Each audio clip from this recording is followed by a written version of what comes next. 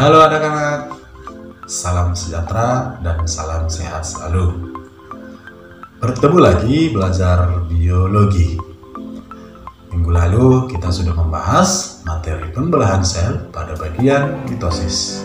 Nah, sekarang kita akan melanjutkan materi kita, yaitu pembelahan sel yang kedua, yaitu pada bagian meiosis. Meiosis memiliki beberapa karakteristik. Karakteristik pembelahan meiosis yang pertama adalah proses pembelahan berlangsung sebanyak 2 kali. Ini adalah ilustrasi proses meiosis. Ada sel induk berkromosom 2N.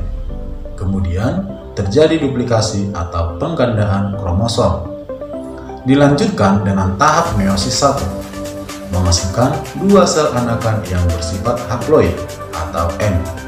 Kemudian dilanjutkan dengan meiosis 2 dan akan menghasilkan 4 sel anakan yang haploid atau N. Karakteristik pembelahan meiosis yang kedua adalah berfungsi untuk mengurangi jumlah kromosom, sehingga jumlah kromosom induk yang awalnya 2N setelah selesai mengalami proses pembelahan meiosis akan menghasilkan anakan yang haploid atau N. Karakteristik pembelahan meiosis yang ketiga adalah bahwa pembelahan meiosis ini akan menghasilkan 4 sel anakan yang bervariasi. Jika ditanya, mengapa bisa bervariasi? Nah, karena pada proses pembelahan meiosis 1 dapat terjadi peristiwa crossing over atau yang disebut dengan pindah silang yang mengakibatkan gen-gen kromosom menjadi bervariasi. Karakteristik pembelahan meiosis yang keempat terjadi pada sel eukariotik, dan yang kelima, pembelahan meiosis ini secara umum terjadi di sel kriminal atau sel gamet. Sekarang mari kita lihat tujuan pembelahan meiosis. Tujuan pembelahan meiosis ini adalah yang pertama untuk membentuk gamet, yaitu dalam bentuk proses gametogenesis, baik secara spermatogenesis atau pembentukan sperma maupun oogenesis atau pembentukan sel telur. Dan yang kedua, pembelahan meiosis ini bertujuan untuk digunakan dalam pembentukan spora, yaitu pada tumbuhan lumut dan tumbuhan paku. Selanjutnya, kita akan bahas proses pembelahan meiosis serta karakteristiknya masing-masing. Yang pertama adalah tahapan yang dikenal dengan istilah interfase. Karakteristik yang terjadi pada tahapan interfase ini adalah sel mengalami pertumbuhan secara normal pada tahap gap 1 maupun gap 2. Pada tahap interfase terjadi replikasi atau penggandaan DNA pada fase S. Sel melakukan metabolisme dan sel juga melakukan fungsi secara normal. Setelah tahap interfase, maka dilanjutkan dengan profase 1. Yang menjadi karakteristik yang terjadi pada profase 1 ini adalah pertama, kromatin akan menebal membentuk kromosom. Kedua, kromosom akan saling berpasangan dan membentuk kromosom homolog. Yang ketiga, 2 kromatin membelah membentuk tetrad dan dapat terjadi pindah silang atau crossing over antara kromosom homolog. Yang keempat, nukleus dan membran inti menghilang. Kelima, sentriol membelah dan memancarkan mikrotubulus. Dan yang keenam, sentriol akan menuju ke kutub yang berlawanan. Setelah tahap profase 1 selesai, maka dilanjutkan metafase 1. Yang menjadi karakteristiknya adalah sentriol telah berada di kedua kutub sel. Kemudian, kromosom berada di daerah bidang ekuator. Selanjutnya, terjadi tahap anafase 1. Adapun karakteristik anafase 1 adalah sebagai berikut. Kromosom homolog ditarik ke kutub yang saling berlawanan. Dan yang terakhir adalah telofase 1. Karakteristik yang terjadi pada telofase 1 adalah terjadi proses sitokinesis, yaitu pembagian sitoplasma yang mengakibatkan sel terbelah menjadi dua dan terbentuk dua sel anakan yang bersifat haploid. Akan tetapi, sister kromatid belum terpisah. Sister kromatid yang belum terpisah ini nanti akan dipisahkan pada waktu tahap meiosis 2. Selanjutnya akan terjadi tahap interkinesis. Interkinesis merupakan tahap di antara meiosis 1 dan meiosis 2. Pada tahap interkinesis ini tidak terjadi lagi replikasi DNA. Proses pembelahan meiosis akan dilanjutkan dengan profase 2. Yang menjadi karakteristik profase 2 adalah yang pertama, sentriol akan mengganda dan memancarkan mikrotubulus.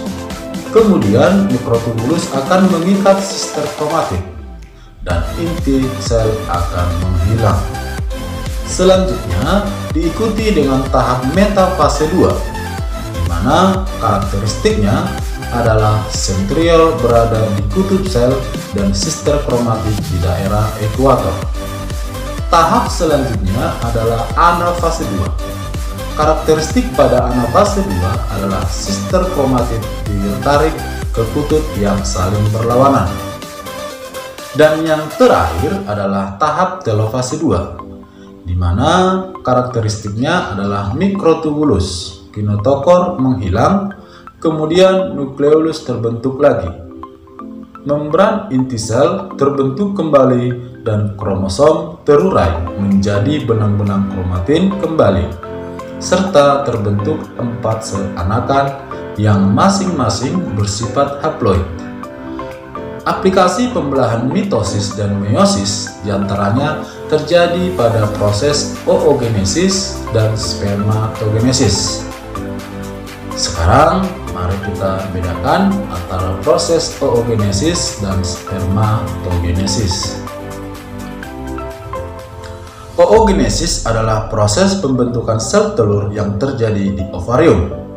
Sedangkan spermatogenesis adalah proses pembentukan spermatozoa yang terjadi di dalam tubulus seminiferus pada testis. Sekarang mari perhatikan gambar berikut ini. Oogenesis diawali dengan oogonium yang bersifat diploid atau 2N. Sedangkan spermatogenesis yang diawali dengan spermatogonium dan juga bersifat diploid, baik oogonium maupun spermatogonium mengalami pembelahan mitosis. Ketika oogonium mengalami pembelahan mitosis akan menghasilkan oosit primer yang bersifat diploid. Sedangkan spermatogonium ketika mengalami proses pembelahan mitosis akan menghasilkan spermatosit primer yang bersifat diploid atau 2N. Tahap selanjutnya, baik oosit primer maupun spermatosit primer akan mengalami proses meiosis 1. Hasil dari meiosis 1 dari oosit primer adalah oosit sekunder yang bersifat haploid atau N dan satu badan polar atau polosit yang bersifat haploid. Sedangkan hasil meiosis 1 pada spermatosit primer akan menghasilkan dua spermatosit sekunder yang bersifat haploid. Tahap selanjutnya yang terjadi adalah proses meiosis 2. Hasil meiosis 2 pada proses oogenesis adalah sebuah ootit yang bersifat haploid atau N dan polosit atau badan polar yang bersifat haploid. Sedangkan hasil proses meiosis 2 pada spermatogenesis adalah 4 spermatid yang bersifat haploid. Proses selanjutnya adalah diferensiasi atau proses pendewasaan. Pada proses oogenesis yang mengalami diferensiasi atau pendewasaan adalah ootit yang akan menghasilkan ovum atau sel telur yang fungsional. Sedangkan hasil diferensiasi pada spermatogenesis adalah 4 sel spermatozoa yang fungsional. Nah, Untuk lebih memahami proses pembelahan meiosis, yuk kita kerjakan soal berikut ini.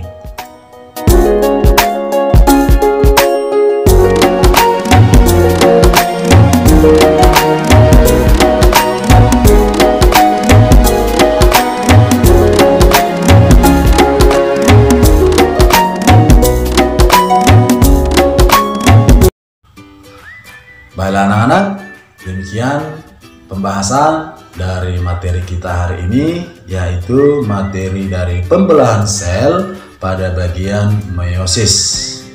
Sampai jumpa kembali pada minggu depan. Tetap semangat belajar, jangan lupa berdoa, dan selalu jaga kesehatan.